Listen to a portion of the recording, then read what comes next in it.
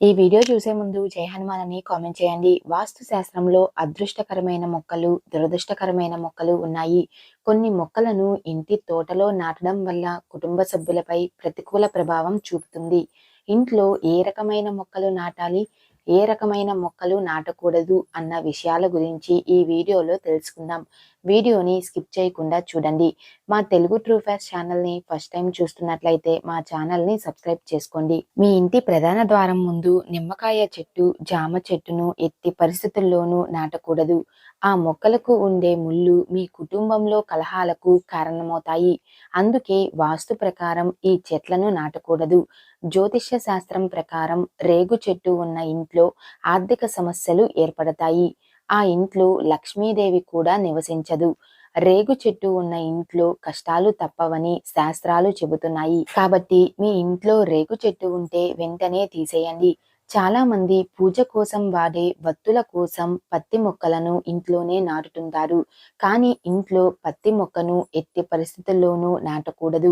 ఎందుకంటే ఇది దురదృష్టకరం, పేదరికాన్ని ఆకర్షిస్తుంది. అలాగే మీ ఇంటి చుట్టుప్రక్కల కానీ మీ ఇంట్లో కానీ ఎండిన చెట్లు, మొక్కలు అస్సలు ఉండకూడదు. వాటి ద్వారా ఇంట్లోకి నెగిటివ్ ఎనర్జీ వ్యాప్తిస్తుంది అని చెబుతారు. వాస్తుశాస్త్రం ప్రకారం ఇంట్లో సానుకూలతను పెంచే అత్యంత శక్తివంతమైన పవిత్రమైన మొక్కలలో తులసి మొక్క ఒకటి. తులసి మొక్కను కుండీలో మాత్రమే పెంచాలి. ఎట్టి పరిస్థితుల్లోనూ నేలపైన నాటకూడదు.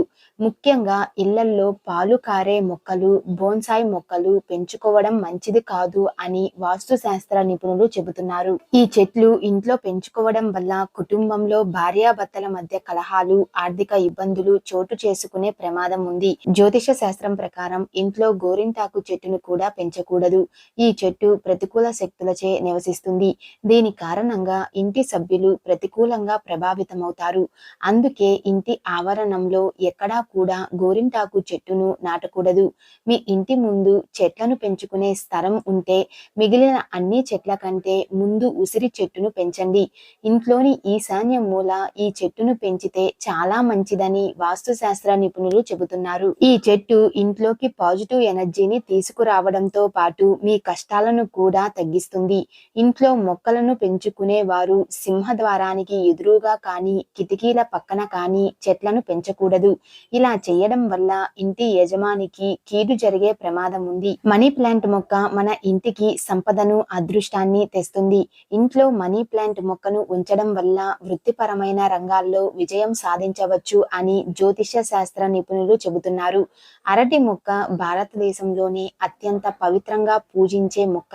ఇది అదృష్ట మొక్కగా పరిగణించబడుతుంది. అరటి చెట్టు ఉన్న ఇంట్లో శ్రేయస్సు, ఆరోగ్యం, మానసిక శాంతి ఉంటాయి. ఈ మొక్కను ఈశాన్యంలోనే ఉంచాలి.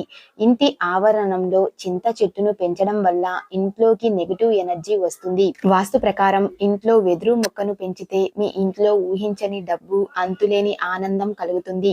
వెదురు మొక్కని లక్కీ ప్లాంట్ అని కూడా అంటారు. ఈశాన్య దిశలో ఎక్కువ మొక్కలు పెంచకూడదు. రావి చెట్టులో విష్ణుదేవుడు కొలువై ఉంటాడు. రావి చెట్టు ఉన్న ఇంటికి విష్ణువు ఎల్లవేళలా తోడుగా ఉంటాడని పురాణాలు వివరిస్తున్నాయి.